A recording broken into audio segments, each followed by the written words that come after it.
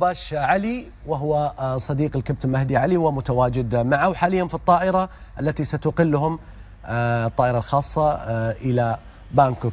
غباش مساء الخير، يعطيك العافية. لو تطمنا على صحة الكابتن. مساء النور أخوي حسين، أنا حاليا في الطيارة، بعد شوي بطير الطيارة إلى العاصمة التايلاندية، طبعا بجانبي كابتن مهدي وهو الآن طبعا تحت التخدير، وإن شاء الله بنوافيكم أكثر وأكثر من نوصل هناك بإذن الله تعالى. حاليا غباش كيف صحته يعني وفق التقارير اللي أعطوكم إياها المستشفى؟ التقارير بداية البارحة طبعا قالوا أن هناك ما في أي نزيف، طبعا الإصابات كلها في الرأس، معظمها الكسور في الوجه، بعض الكسور.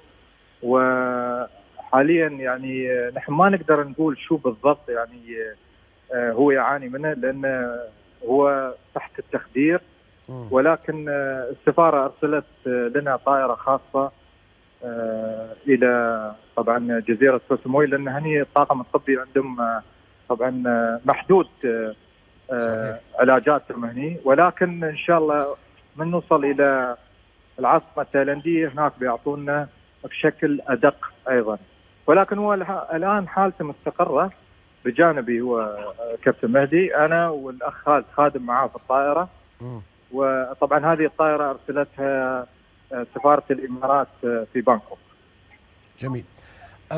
يعني يمكن الحالة بتتبين أكثر وقت وصولكم إلى مستشفى بانكوك وبيطلعونكم بشكل مفصل، لكن بشكل عام سواء الفريق الطبي اللي أشرف عليه من الأمس أو حتى الفريق الطبي القادم في الطائرة الخاصة من مستشفى بانكوك، مبدئيا وبشكل عام حالة الكابتن مستقرة إن شاء الله؟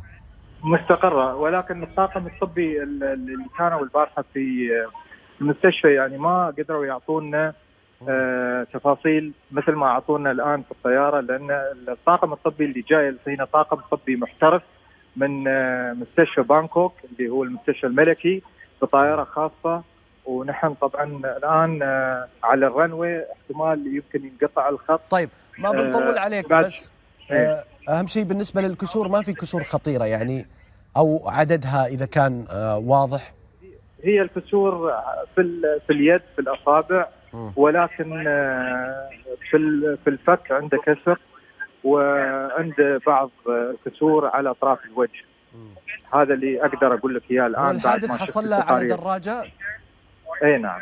طيب أتمنى له إن شاء الله السلامة والعافية، ووصل له سلام الجميع هنا في الإمارات، وأكيد أن الدولة ستتابع بكل تأكيد كما هو الحال مع أي إماراتي يتواجد ويحتاج للعلاج في أي مكان في العالم. السيد غباش علي صديق ومرافق الكابتن مهدي علي، متحدثا عن حالته الصحية بعد تعرضه لحادث سير على دراجة نارية بالأمس في جزيرة كو ساموي في تايلاند، وهو ينقل حاليا بطائرة خاصة تم تجهيزها من قبل سفارة الإمارات في تايلاند لنقله إلى العاصمة لاستكمال علاجه بإذن الله. إن شاء الله نطمن عليه بكل تأكيد.